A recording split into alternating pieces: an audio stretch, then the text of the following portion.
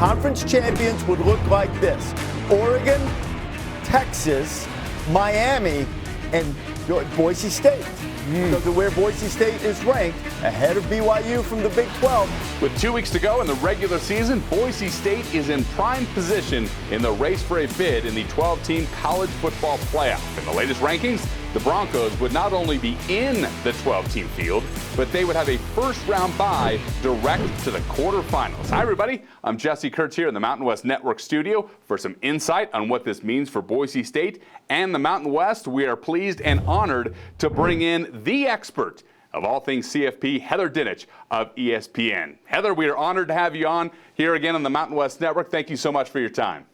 Yeah, Jesse, thanks for having me on again. Yeah, first let's start with something not related to football. Wellness check. Do you get any sleep these days? You are everywhere.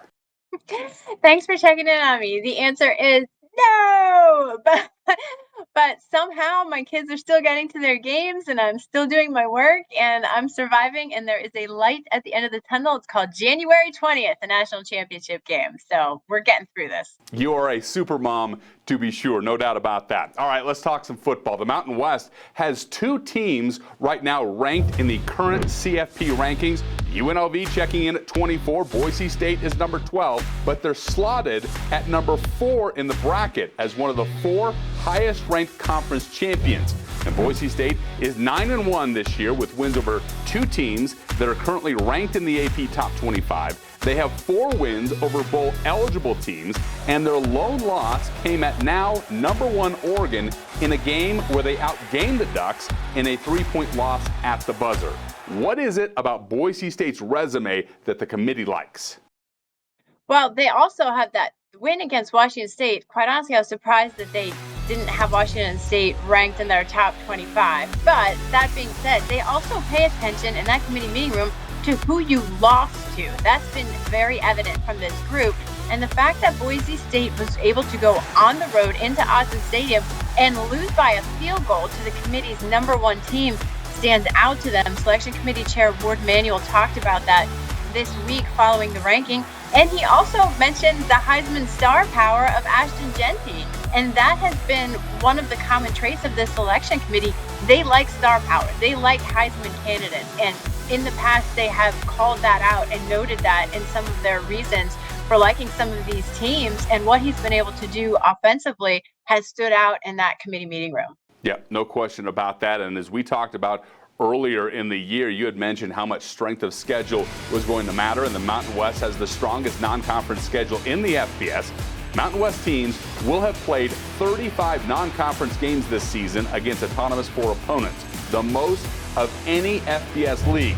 Further, among peer conferences, the Mountain West has the highest winning percentage against A4 opponents. It has 8 such wins, which is more than the combined total of its peer conferences, who together have just 5.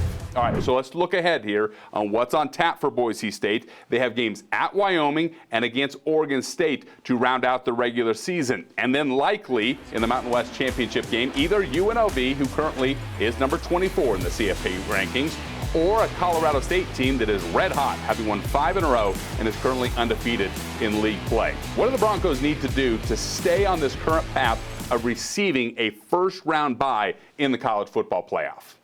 Well, quite succinctly, Jesse, don't screw it up. and look, I'm glad that you mentioned Colorado State because people aren't talking about them enough. They could absolutely be in the Mountain West Conference Championship game, but it certainly helped Boise State that UNLV is in the top 25 because in order to have a second win against the top 25 opponent, that will only help their resume.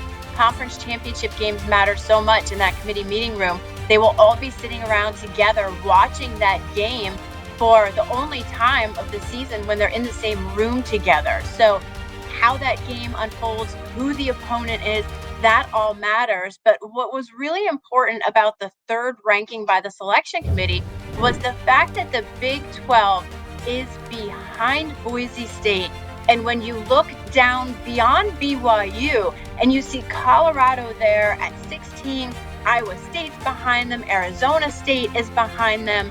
As long as the Big 12, those teams are clustered behind Boise State, if the Broncos run the table, you would think that as long as the Big 12 is behind them, they're going to maintain that first round bye.